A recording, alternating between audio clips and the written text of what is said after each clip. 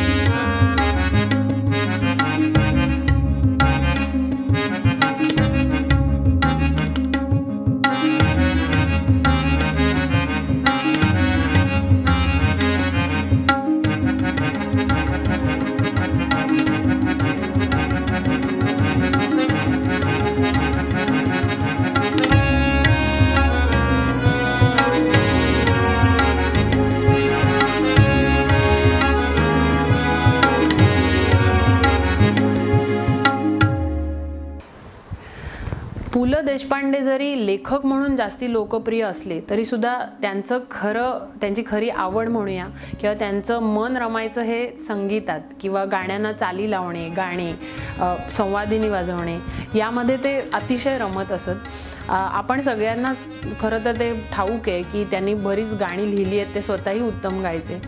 अशाच एका गाण्याबद्दल आपण बोलणार आहोत कारण आपण ते गाणं पुढे ऐकणारही आहोत।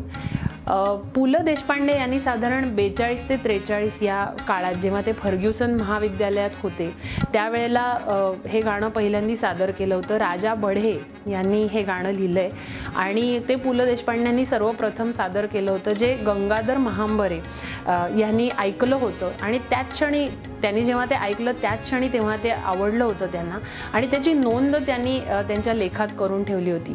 पुढे जाऊन हेच गाणं पु ल देशपांड्यांनी माणिकबाई वर्मांच्या आवाजात गाऊन घेतलं। खरं तर पुलंची अनेक गाणी माणिकबाईंनी गायलेली आहेत किंवा पुलंनी त्यांच्याकडनं गाऊन घेतलेली आहेत, पण माणिकबाईंचा जो घरंदाजपणा आहे आवाजातला, शास्त्रीय बैठक आहे आवाजाची आणि मधाळपणा आहे, त्या सगळ्याचा मिलाफ या गाण्यात पुरेपूर उतरलेला आपल्याला दिसतो। ह्याचे शब्दही अतिशय सुंदर आहेत आणि त्यांच्या प्रत्येक आवाजातून किंवा सुरातून ते शब्द आपल्यापर्यंत पोहोचतात।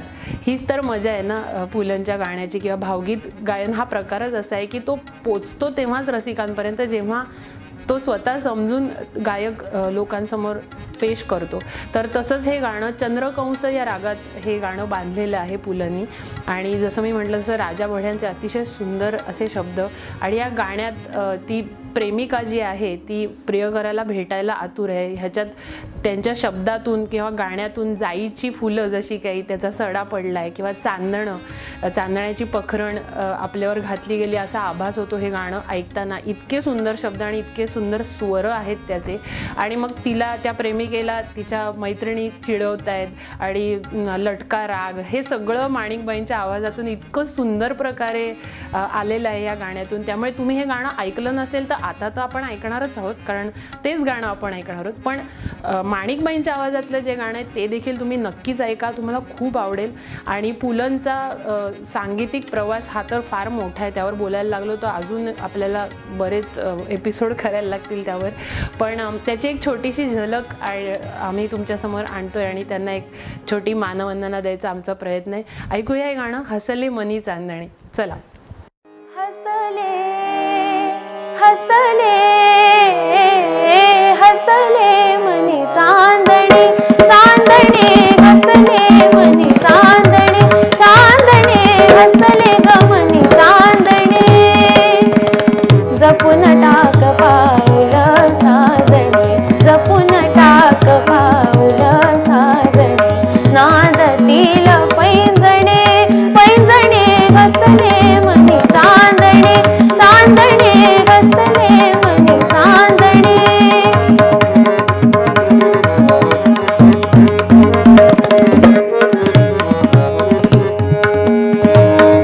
बोचतील ग फुलं जायचे बोचतील ग फुलं जायचे तुझे कोम